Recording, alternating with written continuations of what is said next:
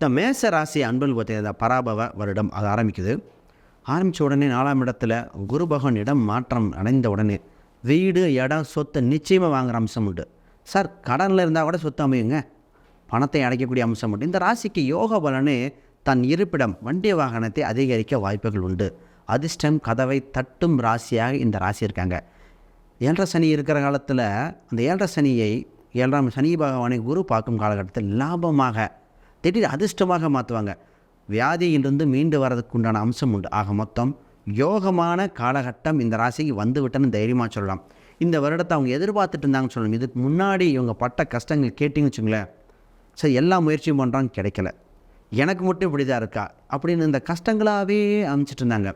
வியாதிகள் சம்மந்தப்பட்டதும் நிறைய இருந்தது. நம்ம அதை பற்றி இன்னும் பேசுவோம். அப்போ இதில் மாதிரி கஷ்டப்பட்டதுலேருந்து ஒரு விடிவு காலம், ஒரு வெளிச்சத்துக்கு வந்துட்டாங்க.